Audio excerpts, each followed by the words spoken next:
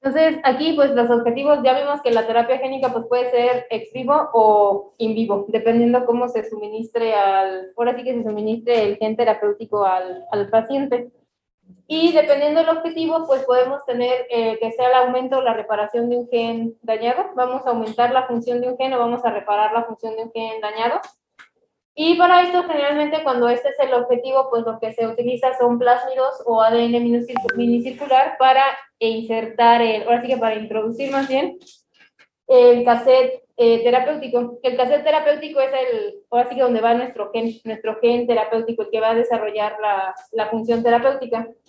Y ya sea que lo insertemos, en este caso, mediante un plásmido o mediante lo que es ADN minicircular, que es un plásmido mucho más pequeño. En el caso de los plásmidos, pues es ADN de doble cadena, es ADN circular de doble cadena, que se utilizan como vehículos para transportar genes, en este caso, pues nuestro gen de interés. Ese es el que se va a suministrar a la persona o se va a suministrar a las células, dependiendo si es terapia génica ex vivo o in vivo. El otro objetivo es silenciamiento génico. Este más que nada se utiliza para bloquear la función de un gen, como el nombre lo indica, silenciamiento. Vamos a apagar el gen, se va a apagar el gen, vamos a evitar que ese gen se exprese.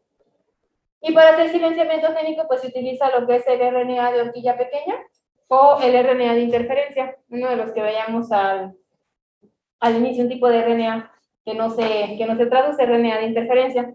Ahorita más adelante vamos a ver en qué consiste el mecanismo de silenciamiento.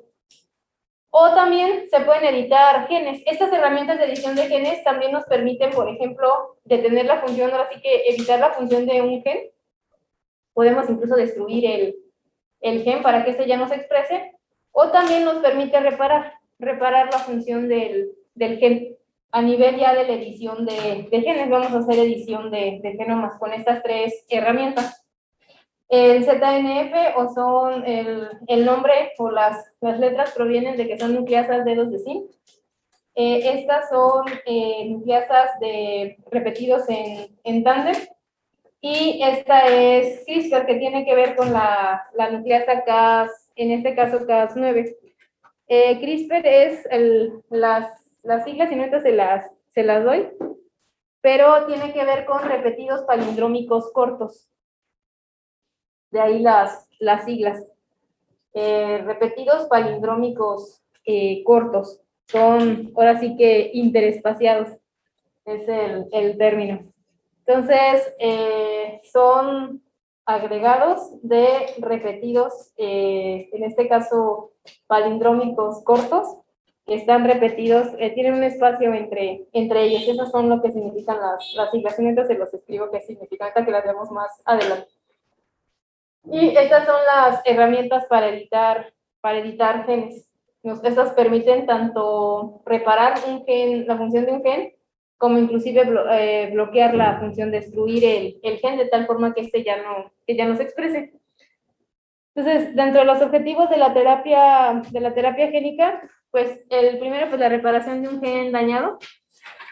Aquí lo que se puede hacer es, tenemos la célula con la pérdida de la función, con un defecto en este caso, el gen no está funcionando de forma adecuada, o inclusive el producto de ese gen no está funcionando de forma adecuada, o sea, se está generando un producto que es aberrante, que no funciona, que no cumple ahora sí con la función que se necesita.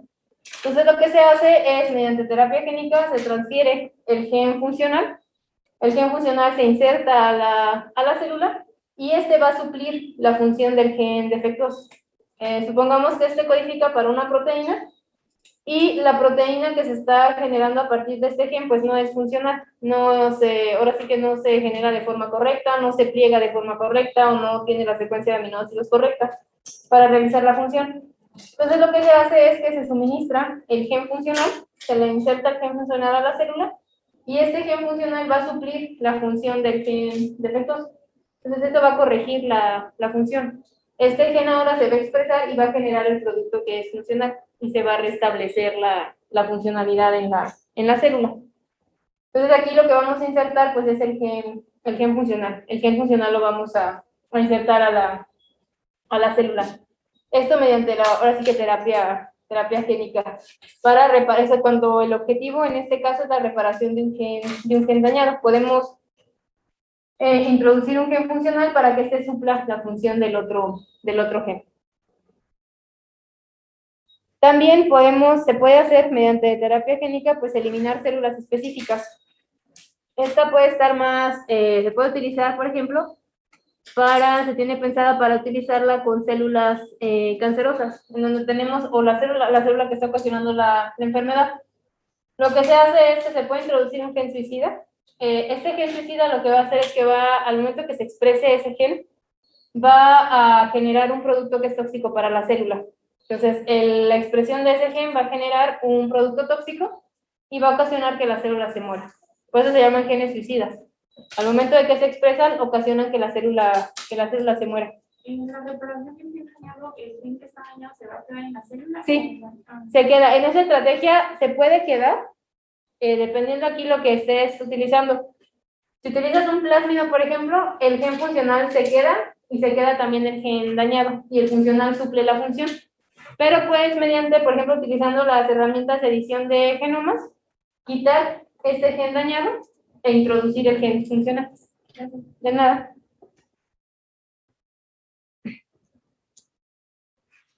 ¿Alguna otra pregunta?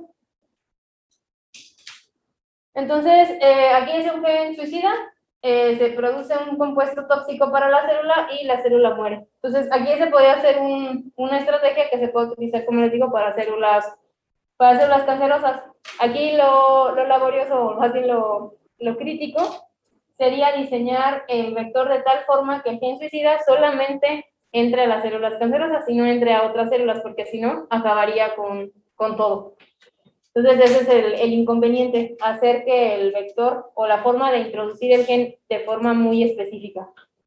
Y lo mismo acá, aquí lo que se haría es, en lugar de utilizar un gen suicida, un gen marcador, en el cual, al momento en que se expresa el gen, ahora sí que el producto de este gen se va a expresar en la membrana de la célula, y va a servir como una señal de reconocimiento para el sistema inmune, y que el sistema inmune se encargue de destruir la célula. Entonces, aquí se marcan las células para que el sistema inmune las destruya. Entonces, aquí se hace uso del sistema inmunológico que reconozca los marcadores en la membrana de la célula. Esos marcadores vienen codificados en el gen que se le introdujo y ahora sí que se elimina la célula, utilizando aquí al sistema inmune. Entonces, también se puede utilizar esta estrategia, nada más nuevamente lo crítico es que este gen solamente se introduzca en las células específicas, no se vaya, ahora sí que sea más dirigida la introducción a la célula. Entonces, eso es para eliminar células específicas.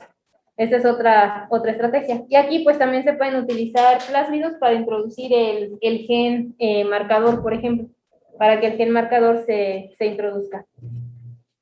El plásmido en este caso es el vehículo mediante el cual vamos a introducir nuestro gen de interés. Y la otra pues es la de inactivar un gen afectado. Aquí tenemos el gen que está afectado, ya sea un gen principalmente aquí lo que se va a buscar para inactivar, pues es un gen que está activo y que lo queremos inactivar. Quiere decir que de forma natural ese gen debería de estar inactivo y se encuentra activo, o en su defecto pues tiene una ganancia de función, se está sobreexpresando, por ejemplo, ese gen. Entonces, lo que se hace es, se introduce una secuencia que va a inhibir la función del gen mediante el mecanismo de silenciamiento génico. Para esto se introduce una secuencia que nos va a generar un RNA, un microRNA, o nos puede generar un RNA de horquilla pequeña. Estos nos van a encender la maquinaria de silenciamiento, el mecanismo de silenciamiento génico. Entonces, al momento de que se introduce este gen, lo que va a ocasionar es que va a bloquear la función del gen que está activo. Este va a generar el RNA que va a activar el mecanismo de silenciamiento y vamos a apagar la función de este gen. Entonces aquí, al momento que se apaga el gen que está ocasionando ahora sí que el daño, pues se va a restituir la funcionalidad de la célula. Entonces aquí lo que se busca pues es apagar el gen, silenciarlo, que ya no se esté expresando el gen. Y se utiliza la técnica de silenciamiento génico. Incluso esta técnica de silenciamiento génico se utiliza mucho para ver la función de los genes, para ver la funcionalidad del gen. Una forma de ver ahora sí que cómo funciona el gen o qué está regulando es apagarlo. ¿Qué sucede si lo apagamos? Ver qué efecto tiene en el organismo que se apaga. Entonces, uno de los mecanismos que se utilizaba para ver función de genes es el silenciamiento génico, mediado por RNA de interferencia. Entonces, ¿cómo se lleva a cabo este mecanismo? Entonces, tenemos por un lado, ya sea que utilicemos RNA de horquilla pequeña o RNA de interferencia. Entonces, aquí lo que va a suceder es, si queremos hacerlo por RNA de horquilla pequeña, lo primero que tenemos que hacer pues, es que se sintetice este RNA. Entonces, aquí tenemos el plásmido que codifica nuestro RNA de horquilla pequeña, y aquí lo vamos a introducir. Para diseñar esta secuencia, pues tenemos lo que es como veíamos en la parte de los genes, el promotor, y después tenemos la región codificante. Entonces, en esta parte se introduce lo que es el sentido en el RNA, el sentido, que va de 5' a 3'. Después es una región espaciadora que va a ser precisamente esta horquilla. Y acá tendríamos la secuencia antisentido, que es la secuencia que va en el RNA de 3' a 5'. Entonces, sí, la dirección tiene que ser igual de 5' a 3'. ¿Esto por qué? Para que al momento de que esta secuencia se transcriba, se convierta en RNA, esta y esta son complementarias. Entonces se van a unir por complementariedad de bases. Son complementarias una con la otra. Y se nos va a formar de esta forma el RNA de doble cadena. Y esta secuencia de aquí pues corresponde a la horquilla, a esta región que se va a formar. Entonces así se diseña el cassette. Estas dos secuencias pues van a tener esas secuencias se obtienen del gen que se quiere silenciar. Tiene que ser similar al RNA, en este caso, del gen que queremos silenciar. Entonces, esto se coloca en un plásmido, aquí tenemos una secuencia, la otra, y al momento de que este se transcribe, se nos genera el RNA de doble cadena, que es el que queremos generar, ese RNA de doble cadena. ¿Por qué? Porque el RNA de doble cadena es aberrante para la célula. En las células eucariotas, el RNA de doble cadena es aberrante. Es aberrante para la célula, le indica que algo está mal. Que algo está mal en la secuencia.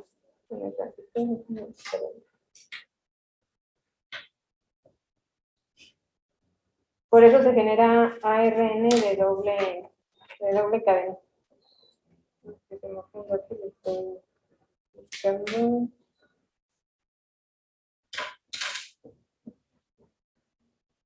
Entonces, en el caso de una RNA de doble cadena, como les digo, es aberrante para la célula, le indica a la célula que algo está mal, que algo no está funcionando de forma adecuada. Y inmediatamente, bueno, ya que se transcribe el plásmido, este plásmido pues va a ser transcrito por la RNA polimerasa 1 o la polimerasa 3. No sé si ya vieron en biología molecular los tipos de RNA polimerasa que se tienen, ¿no? En eucariotas tenemos 3 tipos de RNA polimerasa, la polimerasa 1, la 2 y la 3. La polimerasa 1 se encarga de los RNAs ribosomales, la polimerasa 2 de los RNAs mensajeros, y la polimerasa 3 de los de transferencia, del RNA de transferencia. Entonces aquí esto se va a transcribir, en este caso la región promotora, que se introduce en el plásmido, pues es el sitio de reconocimiento para estas polimerasas, ya sea la 1 o la 2, la 1 o la 3. Entonces lo va a reconocer la polimerasa 1 o la 3 y va a transcribir el RNA. Estas polimerasas pues se encargan, como les digo, de los RNA ribosomales y los de transferencia, y pues son RNAs que no se van a traducir, que no son traducidos. Entonces ya se transcribe y se nos genera nuestro RNA de horquilla pequeña. Entonces este sale del núcleo, se exporta al citoplasma, y en el citoplasma es reconocido como algo aberrante. Entonces un RNA de doble cadena ahora sí que no debe de estar ahí. Y esto ocasiona que se aparezca un complejo que se denomina Dicer, que participa, esta es una nucleasa, y lo que hace es una endonucleasa, corta la horquilla, corta aquí la horquilla, liberando al RNA de doble cadena, destruye lo que es la horquilla y genera el RNA de interferencia, que es este RNA de doble cadena. Entonces, este RNA de doble cadena es reconocido por un complejo, este es un complejo de proteínas que se denomina RISC. Y RISC lo que va a hacer es separar las dos cadenas. Tiene acción, en este caso tipo helicasa, va a ir abriendo las dos cadenas y separa las dos cadenas del RNA. Y se va a mantener unida a una de las cadenas, la que va de 5' a 3'. Se mantiene unida a esta cadena del RNA. Entonces, este complejo RISC lo que va a hacer es ir a buscar esta secuencia, la secuencia complementaria a esta cadena, en el RNA mensajero. Como el gen está, ahora sí que lo queremos apagar, ese gen se está transcribiendo, por lo tanto vamos a tener la presencia del mensajero en el citoplasma porque se está expresando. Entonces RISC lo que va a hacer, va a buscar ese RNA mensajero guiándose con la cadena del RNA de interferencia, la sentido, y va a buscar su complementario en el RNA mensajero. Entonces, al momento de que lo localiza, RISC se une al RNA mensajero y con otra proteína que forma parte del complejo RISC, que se denomina argonauta, es el nombre que recibe. Argonauta se va a encargar de degradar el mensajero, lo va a cortar. Argonauta también es una nucleasa, una endonucleasa, y va a cortar al RNA mensajero. ¿Qué es lo que va a pasar? Se va a degradar el RNA mensajero y ya no se va a traducir. Entonces se va a apagar, o sí que se va a silenciar el gen a nivel de la transcripción, de la post, es decir, así que se habla de es un silenciamiento post-transcripcional después de la transcripción. Entonces sí se va a transcribir el RNA mensajero del gen que queremos apagar, pero ya no se va a traducir, ya no vamos a tener el producto del gen. Entonces, este tipo de silenciamiento, en algunas ocasiones, cuando está activo el mecanismo, se manda una señal al núcleo de la célula diciendo, ¿sabes qué? Ya párale, ya no produzcas el RNA mensajero, se está degradando. Entonces, activa el silenciamiento transcripcional, en el cual, a nivel ya del ADN, se va a metilar. Se metila la secuencia del gen, y eso ocasiona que se silencie, que se detenga ya la expresión. Pero ahí ya sería a nivel transcripcional, ya no se va a transcribir, ya no vamos a tener ni siquiera la presencia del mensajero. Entonces ahí ya estamos apagando el gen, ya no se está expresando. Y este de acá es el mismo mecanismo, si están es el mismo mecanismo, lo único que cambia es cómo se introduce el RNA de interferencia. Aquí se está introduciendo de forma directa el RNA de interferencia a la célula, acá se introduce el plásmido para que después se genere el RNA. Aquí no, aquí se está introduciendo de forma directa a la célula. Entonces, es un RNA de interferencia, puede ser sintético, tú puedes mandar ahora sí que a obtener este RNA, tú ya nada más les mandas la secuencia y te lo sintetizan en el laboratorio, te sintetizan tu RNA de doble cadena y ya lo introduces, se introduce directamente a la célula. Y aquí pues tenemos otra vez el RNA de doble cadena, que va a ser ya reconocido por RISC, que es el mismo mecanismo. Aquí ya no participa Dicer, porque ya no está la horquilla que se necesita cortar para generar el RNA de doble cadena, ya está generado. Y reconoce RISC separa las dos cadenas y busca al RNA mensajero. RISC lo corta con ayuda de la otra proteína que se llama argonauta, corta el RNA mensajero y degrada el RNA. Entonces, es lo mismo, el mecanismo es un mecanismo de silenciamiento post-transcripcional y puede inducir un silenciamiento transcripcional. Entonces, esa es una estrategia para bloquear la función de un gen, para inactivar un gen a nivel utilizando RNA de interferencia. ¿Qué había dicho que era RIS? Es un complejo de proteínas. Y es bueno, tiene actividad de licasa para poder abrir las dos cadenas. Y otra proteína que forma parte del complejo argonauta tiene actividad endonucleasa. Gracias. De nada. Entonces aquí se fijan, se degrada el mensajero. Y este tipo ahora sí que silenciamiento génico se descubrió en plantas, en flores, bueno, en plantas de petunias. Lo que buscaban ahora sí que los investigadores era generar flores con un mayor color, con un color morado más intenso. Entonces lo que hicieron, se les ocurrió, pues lo que hicieron fue sobreexpresar el gen creo que es la chalcona sintasa, que es la enzima que está implicada en la generación del color de la flor.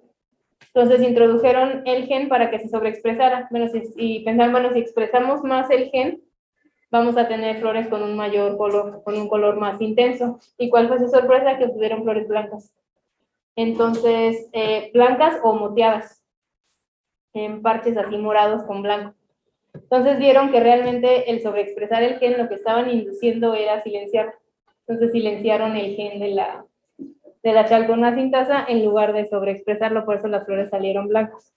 Y de ahí pues se descubrió el mecanismo de silenciamiento génico y se utiliza para ver la funcionalidad de un gen. Si se quiere saber la función del gen, pues se silencia, se apaga y ya se puede determinar. Entonces, esta estrategia en terapia génica es para silenciar un gen que está ocasionando una enfermedad, que sea el responsable de la enfermedad, la expresión de ese gen.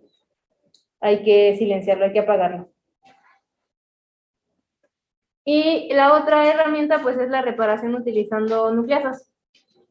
Aquí estas son las que se utilizan para la edición de genomas.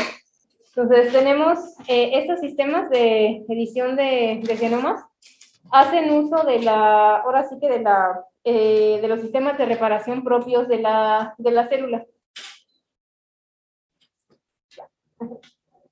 Entonces, aquí tenemos el gen de la célula con el gen defectuoso. Esta es una célula que está, ahora sí que puede estar relacionada con lo que es la enfermedad. Y le vamos a transferir el gen terapéutico. Necesitamos nuestro gen y las nucleasas. Las nucleasas aquí son las tijeras porque las nucleasas cortan a los ácidos nucleicos. Entonces, estos mecanismos de edición de genomas, estas nucleasas sobre todo, la acción de estas nucleasas van a estimular a los mecanismos de reparación, porque van a cortar el ADN, entonces van a estimular ahora sí que se presenten estos mecanismos de reparación al daño al ADN. Entonces, los dos mecanismos que participan en esta edición, o los que se utilizan para la edición de genomas, es la recombinación homóloga y la unión de extremos no homólogos, que son los dos mecanismos de reparación. De hecho, estos mecanismos lo que reparan pues es ruptura de la doble cadena, el corte en las dos cadenas. Entonces, en el caso de la unión de extremos no homólogos, lo que se busca cuando se activa este mecanismo, se busca que se suprima el gen, es decir, knockdown, suprimirlo, que ya no funcione, o la otra, adicionarle una secuencia extra al gen para hacerlo funcionar. Es decir, podemos remover una porción del gen que está dañado e introducir la secuencia que no está mutada, por ejemplo. Si reconocemos que en esta secuencia se encuentra la mutación, podemos quitar ese pedazo y poner la secuencia funcional. Entonces, podemos hacerlo mediante edición de genomas y aquí estaría participando la unión de extremos no homólogos. Ese mecanismo de reparación básicamente consiste en las nucleasas, lo que van a hacer es cortar la cadena, y lo que se hace es unirla. agarran los dos extremos y la unen. Entonces, por eso se pueden bloquear ahora sí que se pueden destruir las secuencias del gen. Podemos cortar una porción del gen y al momento de que se una, pues toda esta secuencia se va a perder, entonces el gen deja de ser funcional. Y por otro lado, también se puede ocasionar que dependiendo las nucleasas que se utilicen, que se corte solamente en una región y se incorpore la secuencia del gen funcional que vamos a intentar, la que va acoplada a la nucleasa. Entonces se corta únicamente en una sola cadena y se incorpora la secuencia. Y lo que se hace es se toma y se vuelven a unir donde se hizo el corte. Y en el caso de la recombinación homóloga, ese mecanismo pues necesita de una plantilla para poder reparar el daño. Y lo que hace es que se mezcla, utiliza como plantilla esta secuencia para rellenar el hueco en la cadena. Entonces aquí hay recombinación. Parte de esta secuencia se va a recombinar aquí para que se quede la secuencia, en este caso de nuestro gen de interés. Esta funciona para corregir. Podemos cortar toda la secuencia del gen y cambiarla por una secuencia funcional, pero utilizando el mecanismo de recombinación homóloga. La plantilla, pues, sería la secuencia del gen que nosotros estamos introduciendo. Y la recombinación homóloga, pues, se da de forma natural en las células, en la meiosización homóloga. Entonces se requiere la presencia de la otra secuencia, de la otra cromática, para poder hacer la recombinación ahora sí que de forma natural. Aquí la plantilla la estamos suministrando nosotros de forma externa con las nucleasas. Y pues editar genes, para editar genomas. Y las herramientas, como les digo, es las nucleasas de 2 de zinc, que es ZNF, Talens y CRISPR. Vamos a ver en qué consisten. Déjenme les pongo los nombres. La primera son las nucleasas dedos de zinc, de ahí. O serían nucleasas. Al final de cuentas son proteínas.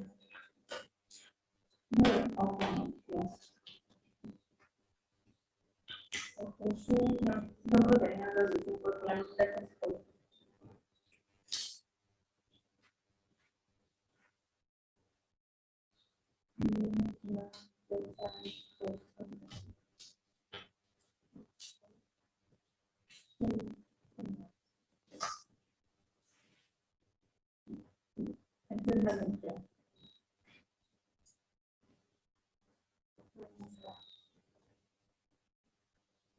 Y aquí cómo funciona estas nucleasas, se les denomina nucleasas, o es porque utilizan proteínas dedos de zinc, de ahí de zinc fingers nucleasas dedos de zinc. Las proteínas dedos de zinc son proteínas de unión al ADN de la proteína, son dominios de unión al ADN. Y más que nada simulan, por eso se llama dedos de zinc, simulan como si fueran dedos en la cual tienen un átomo de zinc manteniendo la estructura. Por eso se llaman proteínas dedos de zinc. Y ese dominio, a veces también se denomina motivo dedos de zinc, le permite a la proteína unirse al ADN. Entonces, estas proteínas no es la nucleasa, la que tiene actividad endonucleasa, la que va a cortar a la cadena de ADN. Entonces, lo que hicieron los investigadores para generar estas nucleasas es tomaron el dominio catalítico de Fock, es decir, solamente el dominio que realiza el corte en la proteína de nucleasa, y lo demás lo sustituyeron por estas proteínas dedos de zinc. Entonces, eso más que nada es para darle especificidad a la nucleasa, para que pueda reconocer las bases y que sea específico dónde va a realizar el corte. Entonces, lo que se hace es que se tiene la nucleasa Fock, el dominio de nucleasa nada más, y este es el de zinc, con estos dominios dedos de zinc. que le van a permitir unirse a la cadena de ADN en una secuencia específica. Aquí cada uno de estos es un módulo que precisamente corresponde a una proteína, a un dominio de los de zinc. Y van a reconocer un conjunto de 3 bases. Nos va a dar la especificidad, es decir, de decirle a la nucleasa dónde debe cortar, son estos. Y estos se diseñan de tal manera que reconozcan la secuencia que nosotros, que la secuencia que se quiere modificar. Pues aproximadamente es un módulo por cada tres bases. Si queremos que reconozca una secuencia de 9 bases, por eso sí, que reconozcan esas bases. Entonces, uno de estos módulos puede reconocer la secuencia, no sé, AGC. Esta de acá puede reconocer la secuencia TAA, por ejemplo, y esta de acá puede reconocer la secuencia CSG. Entonces, esas nucleasas se diseñan de tal forma que reconozcan la secuencia donde queremos cortar, porque son las que van a guiar a la nucleasa. Y pues esta tiene que tener la secuencia de... Entonces, aquí vieron también que para que funcionara la nucleasa, pues se necesitan 2 dominios, se necesitan funcionar dos subunidades, en este caso, de la nucleasa con acción catalítica. Entonces, por eso aparecen 2. Se necesitan 2 subunidades de la enzima, tiene que... Y esto permite pues que tengamos los módulos para la secuencia que va de 5' a 3' y los módulos que van para la secuencia de 5' a 3', la cadena que va en el sentido contrario. Esto a nivel del ADN. Entonces, estas nucleasas, lo que cuesta, ahora sí que lo complicado es diseñar esto, porque se tiene que diseñar a nivel de la proteína. Ahora sí que los dominios de los de sí que reconozcan nuestra secuencia específica. Entonces, el diseño es complejo para este tipo de nucleasas. Por eso ya nos están utilizando tanto porque se requiere mucho tiempo para diseñar los módulos, para poder dirigir el corte. Antes de continuar, voy a reiniciar la sesión y se vuelven a conectar, por favor. Sí, doctora. Doctora. Ya dejamos el receso para el final. A few moments later.